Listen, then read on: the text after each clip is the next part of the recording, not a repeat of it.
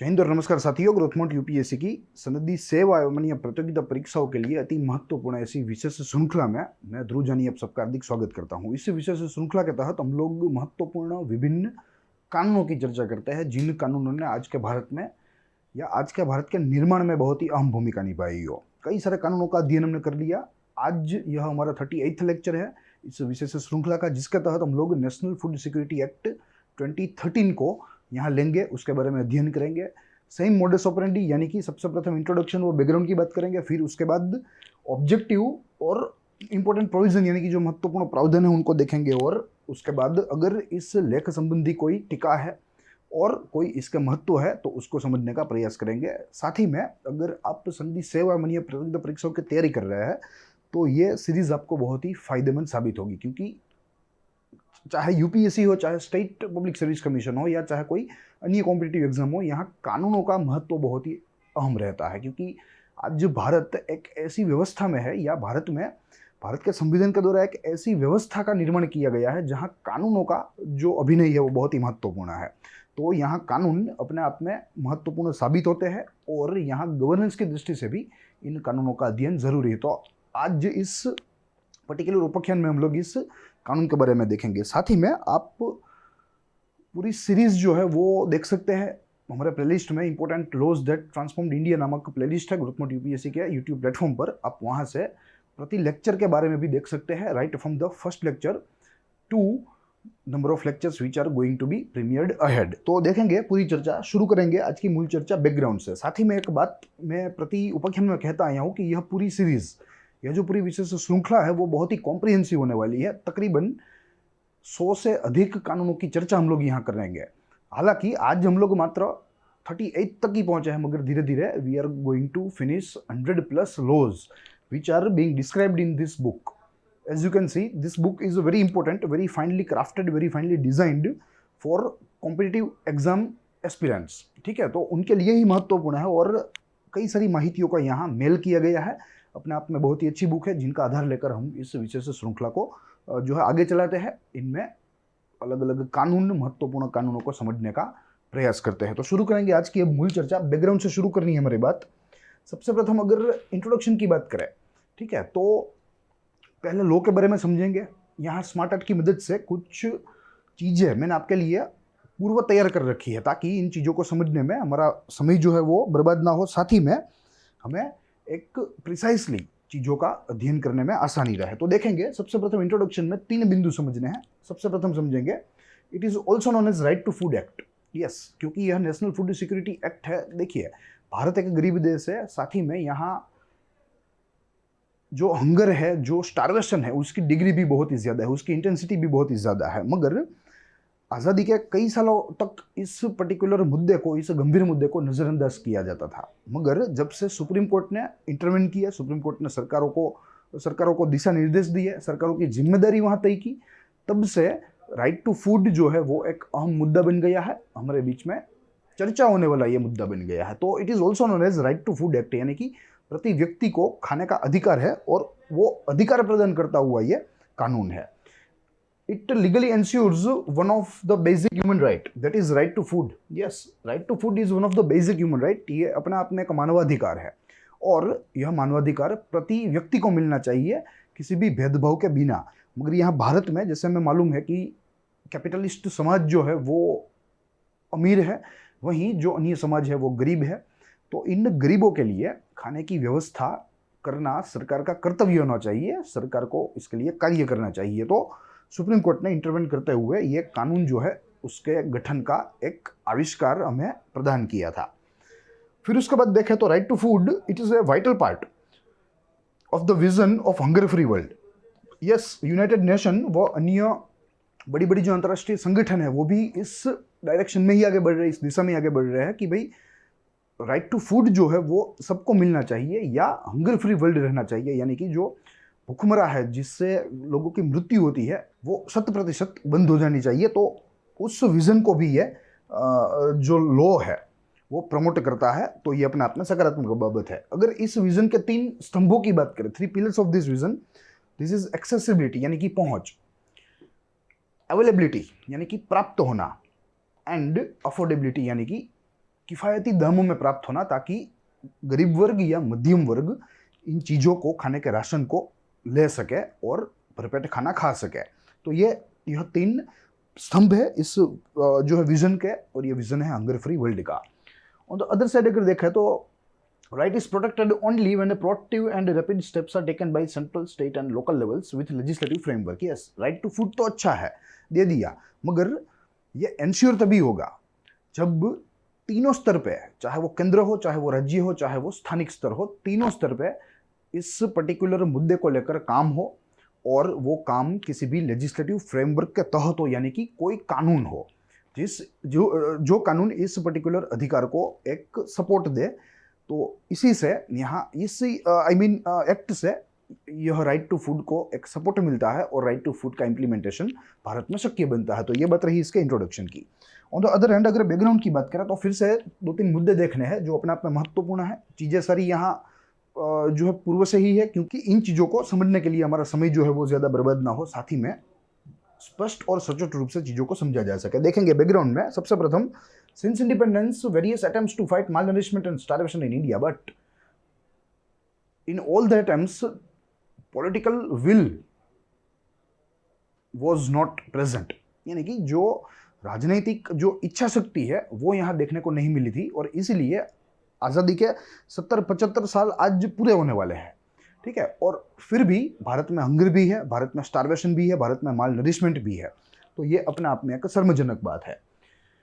फिर उसके बाद देखें तो अपील यानी कि public interest litigation was filed by PUCL, यानी कि एक प्रकार का समूह है जो कि सिविल लिबर्टीज के लिए काम करता है, मानवाधिकार की बात करता है या नागरिक के अन्य अधिकारों की बात करता है। In supreme court for issue of rotten food grains in government store house when major portion of population is facing starvation. Yes, इन्होंने एक याचिका दायर की सुप्रीम कोर्ट में और बताया और एक आपत्ति जताई कि भाई जो सेंट्रल पूल में, यानी कि जो केंद्र सरकार के जो वेयर हाउसेज है, जो गोदाम है, वहाँ जो राशन जो है जो एकदम खराब हो गया है या खराब हो रहा है, तो क्यों ना इन राशन को हम लोग अच्छी तरीके से चैनलाइज कर सके और देश में कोई भी गरीब ना हो, कोई भी जो है रात को खाए बिना सोए नहीं। क्या हम ऐसा एक मैकेनिज्म सेट कर सकते हैं? तो ऐसा सवाल इस याचिका में PUCL के द्वारा सुप्रीम कोर्ट में पूछा गया था। Supreme Court tried to put framework to prevent hunger and starvation. Yes, अब सुप्रीम कोर्ट के पास मुद्दा आया तो सुप्रीम कोर्ट को तो अब इंटरवेंशन करना ही है। सुप्रीम कोर्ट ने दिशा निर्देश केंद्र सरकार को देने शुरू की है, जिसके तहत एक फ्रेमवर्क की एक कल्पना की, जो फ्रेमवर्क अपने आप में गरीबी और भूखमरे को दोनों को जो है दोनों को रोक सके, या इंग्लिश में कहे तो इन दो चीज़ों को प्रिवेंट कर सके, चाहे वो पॉवर्टी हो, चाहे वो मालनरिशमेंट हो, चाहे वो हंगर हो या स्टारवेशन हो। एंड सुप्रीम कोर्ट ने बताया कि भाई जो आर्टिकल 21 है इंडियन कॉन्स्टिट्यूशन का, ठीक है, जो अपने आप में जीवन जीने का अधिकार प्रदान करता है, तो वो जीवन जीने का अधिकार यहाँ राइट टू फूड में भी लगेगा। तो हमें राइट टू फूड को अकॉर्डिंग टू आर्टिकल 21 देखना चाहिए कि ये सबका अधिकार है, सबको मिलना चाहिए, और इसी तरह सरकार को, उनकी एजेंसियों को यह पूरी जो योजना है उसको करना चाहिए, ऐसा यहाँ सुप्रीम कोर्ट ने बता दिया। अब Supreme court give responsibility for proper implementation of, supreme court ने कुछ जिम्मेदारियां भी सौंपी केंद्र सरकार को कि भाई जो यहाँ एग्जिस्टेंट स्कीम्स है, कुछ स्कीम्स जो कि अपने आप में राइट टू फूड की बात करते हैं, मालनरिशमेंट को कम करते हैं, हंगर एंड स्टारवेशन को कम करते हैं, उनका अमलीकरण अच्छा हो, बेहतर हो, उसके लिए सुप्रीम कोर्ट ने दिशा निर्देश दिए। कौन कौन सी स्कीम थी? तो first one was mid day meal scheme, यानी कि मध्याह्न भोजन योजना। फिर इंटीग्रेटेड चाइल्ड डेवलपमेंट स्कीम जो 1985 से शुरू है और बच्चों में जो कुपोषण है उसको हटाने की बात करता है। अन्नपूर्णा योजना which provides ration. PDS for BPL and APL families, PDS यानी कि पब्लिक डिस्ट्रीब्यूशन स्कीम, जिसके तहत कुछ राशन मिलता है, तेल मिलते हैं, ये सारी चीज़ें मिलती है ऑन ए सब्सिडाइज्ड रेट। तो इन सारी चीज़ों को बहुत ही अच्छी तरीके से लागू करने के लिए सुप्रीम कोर्ट ने सरकार को एक जिम्मेदारी दी, दिशा निर्देश दिए।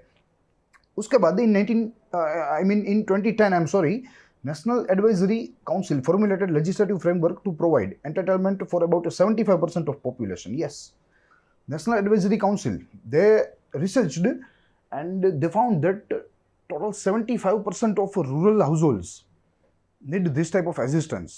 और उन्होंने सरकार को ये आंकड़े दिए, अपना जो संशोधन है वो उन तक पेश किया। In 2011, expert committee was formed under the chairmanship of Dr. Rangarajan. Yes, ठीक है, डॉक्टर रंगराजन का उल्लेख हमने पॉवर्टी एस्टिमेशन में भी देखा था। एस्टिमेशन, जब हम लोग ग्रोथ माउंट यूपीएससी के प्लेटफॉर्म पर जब एडिटोरियल एनालिसिस की बात कर रहे थे तो वहां एक poverty in India the rise again करके एक संपादकीय लेख छपा था इंडियन एक्सप्रेस में। उसमें यहाँ हमने रंगराजन कमेटी के बारे में थोड़ी चर्चा की थी। हालांकि उनकी अनुशंसाओं के बारे में हम लोग चर्चा नहीं कर पाए थे समय संसाधनों की कमी की वजह से, मगर हमने रंगराजन कमेटी का उल्लेख लिया था, वहाँ से उनका रेफरेंस लिया था। तो यहाँ भी कैसे हंगर को कम किया जाए और कैसे यह जो सेंट्रल पूल में जो फूड ग्रेन्स जो पड़े रहते हैं, जो वहाँ सड़ रहे हैं, उनको कैसे चैनलाइज किया जाए ताकि वो गरीबों के पेट तक पहुँच सके। तो उसके लिए भी यह कमेटी के अध्यक्ष रहे थे doctor Rangarajan. In late 2011 bill was introduce in parliament, और उन्होंने अनुशंसा दी और उन्होंने कहा कि भाई yes we need a piece of legislation to implement right to food. ठीक है, राइट टू फूड यानी कि खाने का अधिकार को अगर हमें अमलीकरण करना है, उसका अच्छी तरीके से अमल बनाना है, तो उसे एक लेजिस्लेटिव सपोर्ट चाहिए, वी नीड ए एक्ट। तो यहाँ से यह बिल जो है वो लोकसभा में इंट्रोड्यूस हुआ, मगर सबसे प्रथम बार ये लैप्स हो गया। लोकसभा में तो पारित हुआ मगर राज्यसभा में आते आते लैप्स हो गया। तो फिर से 2013 में इसका एक अमेंडेड वर्जन यानी कि इसमें कुछ सुधार करके फिर से उसे यहाँ पार्लियामेंट में दाखिल किया गया, and it passed from both the houses of parliament and the president also gave assent in September 2013। Retroactively it commenced from 5 July 2013, यानी कि रेट्रोएक्टिवली 5-6 महीने पहले से यह कानून जो है वो लागू होना शुरू हुआ वर्ष 2013 में। तो यहाँ से अब गरीबों के लिए एक प्रकार से लीगल प्रोटेक्शन मिला। खाने के लिए उनको कोई ना नहीं बोल सकता। सरकार के लिए एक जिम्मेदारी तय हुई, एक जवाबदेही तय हुई। 3 स्तरीय जो संगठन है, जो संगठन की रचना है वो होनी चाहिए, ऐसा भी सुप्रीम कोर्ट ने दिशा निर्देश दिया। साथ ही में कई सारी स्कीमों को भी सुप्रीम कोर्ट ने प्रमोट करते हुए केंद्र सरकार को दिशा निर्देश दिया कि इन स्कीमों को, इन योजनाओं को अच्छी तरीके से लागू करे। तो ये बात रही इसके बैकग्राउंड की। अब हमें इसके उद्देश्य को देखना है, साथ ही में महत्वपूर्ण इसका जो प्रावधान है उसको भी देखते चलेंगे। सबसे प्रथम अगर ऑब्जेक्टिव इसकी बात करें तो to protect every citizen from hunger and food deprivation. Yes, जो भारत का एक आज मुख्य प्रॉब्लम है, भारत की एक मुख्य समस्या है। आज़ादी के 75 साल के बाद भी हम लोग इस समस्या से बाहर नहीं निकल पाए, तो ये अपने आप में एक पॉलिटिकल फेलियर भी हम लोग कह सकते हैं। उसके बाद देखें to ensure access to adequate quantities of quality food at affordable price. Yes, देखिए कितनी यहाँ कंडीशंस है। सबसे प्रथम एडिक्वेट क्वांटिटी यानी कि पर्याप्त मात्रा में, क्वालिटी फूड गुणात्मक खाना, नहीं कि कोई ऐसा वैसा, एंड एट अफोर्डेबल प्राइस यानी कि वाजिबी दाम पर। तो यह 3 कंडीशन इस कानून को जो है एक प्रकार से इंश्योर करनी है। And to protect the right to life with dignity, and right to life with dignity which means right to food as well. कई सारी चीजें हैं राइट टू डिग्निटी में, मगर ये भी एक अपने आप में एक आर्टिकल 21 का ही भाग है, जैसे सुप्रीम कोर्ट ने इसको जो है एनालाइज किया। तो ये इसके मूलभूत उद्देश्य है। अब महत्वपूर्ण प्रावधान है, कई सारे प्रावधान हैं, चीज़ों को समझेंगे, एक एक को देखते चलेंगे। सबसे प्रथम extent of the act extends to all of India.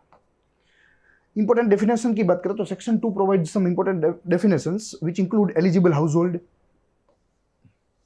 किसे एलिजिबल कहा जाता है? It includes household under priority households and Antyodaya Anna Yojana. Priority house holds यानी कि बीपीएल, और अंत्योदय अन्न योजना विच मीन्स जो एब्सोल्यूट पुअर है, जो पुअरेस्ट ऑफ द पुअर है, उनके लिए यह स्कीम थी, उनके लिए खाना उन तक पहुंचाने की स्कीम थी।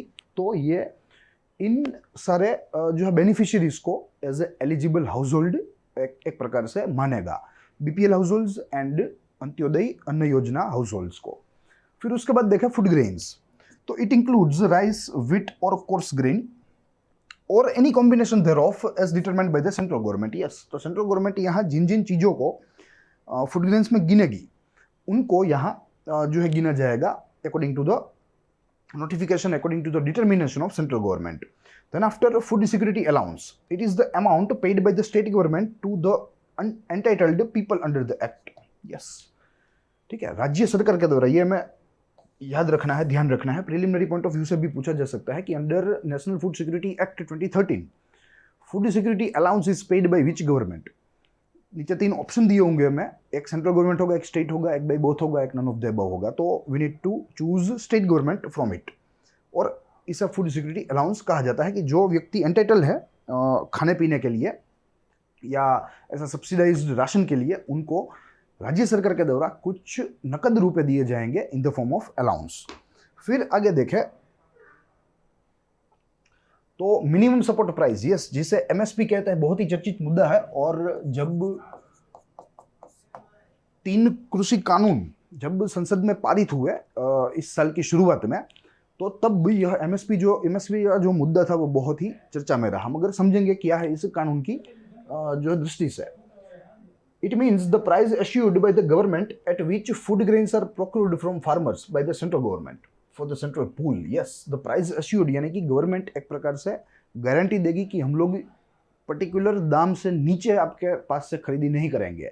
तो एक प्रकार से यह फायदा है फार्मर्स के लिए, कृषकों के लिए। The price issued by the government at which food grains are procured from farmers by the central government. Yes, केंद्र सरकार फार्मर्स से प्रोक्यूर करेगी, प्राप्त करेगी, और अपने सेंट्रल पूल के लिए यानी कि सेंट्रल वेयरहाउस के लिए ये प्राप्त करेगी, और कुछ एश्योर्ड प्राइस से प्राप्त करेगी जिसे एमएसपी कहता है। और ये एमएसपी हमेशा जो लागत होती है उससे ज़्यादा होता है, कॉस्ट ऑफ प्रोडक्शन होता है, उससे ज़्यादा एमएसपी तय की जाती है ताकि फार्मर्स को एक प्रकार से फायदा हो, मुनाफा हो। राशन कार्ड की बात करें, ये नाम हमने सुना है और लगभग हम सबके पास है, और कई जगह पर आइडेंटिटी प्रूफ के तौर पर भी है, हम लोग यूज कर सकते हैं। तो देखेंगे, it means a document issued under an order or authority of the state government for the purchase of essential commodities from fair price shop under targeted PDS. Yes, तो देखिए समझना है, राशन कार्ड जो है वो अपने आप में राज्य सरकार के द्वारा प्रदर्शित किया जाता है, नहीं कि केंद्र सरकार के द्वारा। ये चीजें हमें समझनी है। और यह राशन कार्ड का उपयोग जब आप फेयर प्राइस शॉप पे कुछ राशन खरीदने जाए तो तब वहाँ होता है, और ये एक प्रकार की आइडेंटिटी है। Without ration card you are not entitled to any of the food grains, any of the subsidised food grains I mean. ठीक है, तो ये कुछ इसमें परिभाषाएं थी सेक्शन 2 में, जिसको हमने देखने का प्रयास किया। 4-5 परिभाषाएं देखी जो अपने आप में महत्वपूर्ण थी। अब rights related to food security under the act देखें तो food grains are at subsidised rate या price to eligible households under targeted PDS section 3. It extends up to 45% of the rural population and 50% of the urban population. Yes, क्योंकि गरीबों की संख्या भारत में ज़्यादा है, और उसी को मद्देनजर रखते हुए ग्रामीण क्षेत्र हो तो वहाँ 75% कुटुंब ऐसे हैं जिनको यह सरकारी लाभ मिलने वाला है, सब्सिडाइज्ड राशन मिलने वाला है। वहीं अगर शहरी विस्तार में आए तो तकरीबन 50% ऐसे कुटुंब है। It entitles such households to 5 kg of food grains per person per month. 5 kg of food grains per person per month it entitles। ये जो कंडीशन है ये हमें याद रखनी है। The household under Antyodaya Anna योजना are eligible up to 35 kg of food grains per family per month. Yes, because they are poorest of the poor, और उनके लिए सरकार को ज़्यादा ध्यान रखना चाहिए, ज़्यादा राशन देना चाहिए। उसके बाद nutritional support to pregnant women and lactating mothers section 4 के तहत जो गर्भवती माताएं हैं उनको कैसे खाना प्रोवाइड किया जाए सरकार की तरफ से, उसके दिशा निर्देश दिए गए हैं। देखेंगे, free of charge meal during pregnancy and 6 months after delivery through anganwadi. Yes, अगर आंगनवाड़ी के तहत किसी भी महिला ने डिलीवरी करवाई हो तो उसे डिलीवरी के पश्चात के 6 महीने भी मुफ्त राशन मिलने पात्र है। Maternity benefit of ₹6,000 in instalments decided by the central government. Yes, अगर सेंट्रल गवर्नमेंट के द्वारा जो है एक सूची तैयार की जाती है कि भाई इन इंस्टॉलमेंट्स में अगर कोई महिला है और वो प्रेग्नेंट है, वहाँ उसको डिलीवरी आई है, तो उसे 6,000 रुपये जो है इंस्टॉलमेंट में दिए जाएंगे as a maternity benefit government के द्वारा। ठीक है, और ये सारी चीज़ें जो है जो हम लोग देख रहे हैं ये बिलो पॉवर्टी लेवल और अंत्योदय अन्न योजना के लोगों के लिए ही है। यहाँ अबव पॉवर्टी लेवल के लिए कोई जो है गुंजाइश यहाँ नहीं देखने को मिलती है, क्योंकि उनको अपने आप में एक जो है डिग्री तक, एक स्तर तक फूड सिक्योरिटी की ज़रूरत नहीं होती, वे फूड सिक्योर ही होते हैं ऑलरेडी। फिर उसके बाद देखें तो nutritional support to children which is discussed in section 5 for children below 6 months exclusive breastfeeding to be promoted. For children between age of 6 months to 6 years, age appropriate free of cost meal through anganwadi to meet the nutritional standard। यानी कि जो बच्चे 6 महीने से 6 वर्ष के बीच में है जिनकी आयु, उनको आंगनवाड़ी में से मुफ्त खाना मिलेगा ताकि उनका पोषण जो है वो बढ़े या बनाए रहे। For a child between age of 6 year to 14 years, one day mid day meal या one mid day meal free of cost in all schools run by local body, government and government aided school. Yes, तो 6 वर्ष से 14 वर्ष तक mid day मील की योजना है, mid day मील की सुविधा है, यानी कि मध्याह्न भोजन, चाहे वो लोकल स्कूल हो, चाहे वो गवर्नमेंट स्कूल हो या गवर्नमेंट इन एड स्कूल हो। फिर उसके बाद देखें तो prevention and management of malnutrition which is discussed under section 6 of the act. It is the responsibility of the state government to identify children. Yes, देखिए तकरीबन सारी चीजें स्टेट गवर्नमेंट के ऊपर ही जो है उसके ऊपर ही जिम्मेदारी है, मगर यहाँ सेंट्रल गवर्नमेंट को यही देखना है कि ये कैसे चैनलाइज किया जाए और कैसे जो सेंट्रल पूल में सड़ रहा अनाज है वो गरीबों के, भूखों के पेट में जाए और उनका पोषण बढ़े। State government to identify children suffering malnutrition, provide them with free of cost meals through local anganwadi. Yes, तो लोकल आंगनवाड़ी जो है वो एक प्रकार की एग्जीक्यूटिव बॉडी है और वहाँ से ही जो बच्चे हैं उनके पोषण का जो पूरा जो ढांचा है वो यहीं से रेगुलेट होगा, यहीं से नियंत्रित किया जाएगा आंगनवाड़ी से। Food security allowance, section 8 deals with the allowance and it is entitled to the households which are not supplied with food grains and mills when they are eligible for the allowance from the state government in such time and manner provided by the central government। yes, जब किसी भी eligible कुटुंब को जब ration नहीं मिलता, ठीक है, तो उनकी जगह स्टेट गवर्नमेंट्स के द्वारा उनको कुछ नकद रुपए दिए जाते हैं, जिसका जिक्र हमने आगे किया, तो उसे ही यहाँ फूड ग्रेन अलाउंस कहा जाता है। फिर आगे देखा coverage of population under targeted PDS which section 9, 10 and 11 talks about. देखिए टारगेटेड पीडीएस, पहला पीडीएस था which was a very loose programme, but after that targeted PDS was initiated and it is a bit tighter program which actually targets its beneficiaries। देखेंगे the entitled households are to be determined by the central government। yes, यहाँ central government के द्वारा, state government के द्वारा, और population जो estimate है census का उसके ऊपर यहाँ एंटाइटल्ड हाउसहोल्ड्स को तय किया जाएगा कि कौन जो है किस कुटुंब को वास्तविक रूप से जरूरत है और किस कुटुंब को नहीं है। Then the state government identifies AAY households and priority households among them, यानी कि अन्न अंत्योदय जो फैमिलीज है और priority households they are generally below poverty line. ठीक है, तो उनको यहाँ सरकार ने आइडेंटिफाई किया, पहचाना और उनके लिए जो है एक प्रकार की यह सुविधा क्रिएट की, और वो सारे हाउसहोल्ड्स का जो उसकी जो विगत है, जो डिटेल है, वो सारी के सारी पब्लिक डोमेन में भी लाने का जो है प्रयास इस कानून के द्वारा किया गया है। फिर उसके बाद देखें reforms in target PDS which is dealt in section 12 of the article. It is the responsibility of the state government and central government to undergo reforms including doorstep delivery, application of ICT tools, यानी कि जो mediator है, जो manual mediators है वो निकल जाएंगे और जो बेनिफिशियरी है वो तेजी से और 100% बेनिफिट पाएगा। Leveraging UIDAI for proper targeting, यानी कि आधार, ट्रांसपेरेंसी इन रिकॉर्ड, आधार और उसमें भी biometric, transparency in record, diversification of commodities and introducing schemes such as food coupons, cash transfers etcetera. ठीक है, तो this are the reforms which are a need of hour and central government and state government should consider it as fast as possible. फिर उसके बाद देखें grievance redressal mechanism, section 14 deals with it. It is the responsibility of the state government to put in place this mechanism. For this purpose, a district grievance redressal officer, yes, यानी कि redressal के लिए, food security संबंधी किसी भी शिकायत के लिए, किसी भी समस्या का समाधान के लिए district is the unit, district level. ठीक है, प्रति जिले में ऐसा एक अफसर जो है उसको नियुक्त किया जाएगा जो खाद्य सुरक्षा संबंधी किसी भी समस्या, किसी भी शिकायत के जो है समाधान का कार्य करेगा या उसके निराकरण का कार्य करेगा। फिर उसके बाद देखा state food commission which is included in section 16 of the act. The state government has to constitute it for monitoring and implementing the act. Yes, क्योंकि ज्यादा जिम्मेदारियां जैसे हमने देखा राज्य सरकार के ऊपर नहीं थे इस कानून के द्वारा, तो यहाँ राज्य सरकार को भी एक अपना डेडिकेटेड मैकेनिज्म चाहिए जो मात्र और मात्र इस क्षेत्र संबंधी ही चीज़ों को समझे, चीज़ों का समाधान करे। तो यहाँ प्रति राज्य के लिए एक ऐसा जो है आयोग, स्टेट फूड कमीशन नामक आयोग गठित किया जाएगा, जिनमें तकरीबन 7 सभ्य रहेंगे, which includes 1 chairperson and 1 member secretary. It has a compulsory representation of women at least 2, यानी कि 7 में से कम 2 महिला तो होनी ही चाहिए.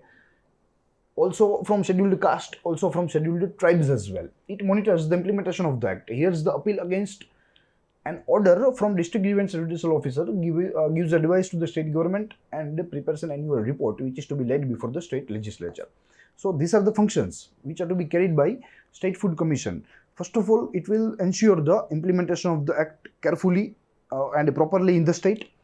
दूसरा बिंदु कहता है कि it hears the appeal against an order from district grievance judicial officer.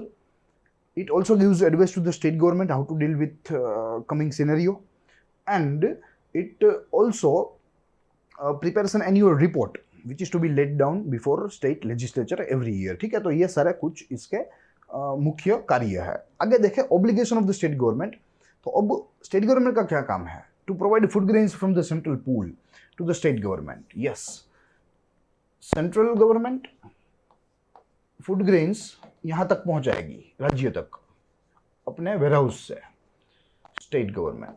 अब स्टेट गवर्नमेंट की ये जिम्मेदारी है कि ये जो वास्तविक रूप से जो बेनिफिशरीज है, जो लाभार्थी है, उन तक ये लाभ पहुंचाए. ये पूरा ढांचा राज्य सरकार को देखना है. Provide transportation of such grains and assist the state government in meeting the expenditure incurred by it. ठीक है, तो सेंट्रल गवर्नमेंट फूड ग्रेन्स पहुंचाएगा स्टेट तक. स्टेट गवर्नमेंट को फिर बाद में देखना है कैसे इसका जो इम्प्लीमेंटेशन करे, कैसे इसका डिस्ट्रीब्यूशन करे, ताकि ज़्यादा से ज़्यादा जो कोई भी एंटाइटल्ड बेनिफिशियरी हो उनको उन तक बेनिफिट पहुंचे. And they should also ensure that no one is left behind, कि कोई इसमें जो है पीछे भी नहीं रहता. Assist state government in case of short supply. Yes, जब सप्लाई शॉर्ट है तो तब भी केंद्र सरकार को सप्लाई या आपूर्ति को बनाए रखने के लिए राज्य सरकारों की मदद करनी होगी. तो ये बात रही obligation of the state government की. उसके बाद देखा ट्रांसपेरेंसी एंड अकाउंटेबिलिटी, यानी कि पारदर्शिता व जवाबदेही. All targeted PDS related records shall be in public domain which can be accessible by anyone. The social audit is to be conducted by local authority or other authority by the state government on the functioning of the fair price shop, targeted PDS and likewise. Yes, तो social audit should be done ताकि जो fair price shops वाले हैं उनके द्वारा जो होती माल practices है उसे काबू में लिया जाए, और जो अनाज सेंट्रल पूल से आ रहा है गरीबों के पेट में जाने के लिए वो गरीबों के पेट में ही जाए, ना कि पिछले दरवाजे से उसकी बिक्री हो. ठीक है, तो यह सारी चीज़ें यहाँ जो है सोशल एडिट के तहत लानी चाहिए. तो state government shall set up vigilance committee at state, district and block and fair price shop levels. Yes, तो एकदम यूनिट से शुरू करने की बात है. यहाँ फेयर प्राइस शॉप है, फिर यहाँ ब्लॉक है यानी कि तालुका, फिर यहाँ डिस्ट्रिक्ट है, और यहाँ ऊपर रहेगा स्टेट. ठीक है, तो it will be a multi layer mechanism. ठीक है, to prevent the violations and malpractices happening in current supply chain.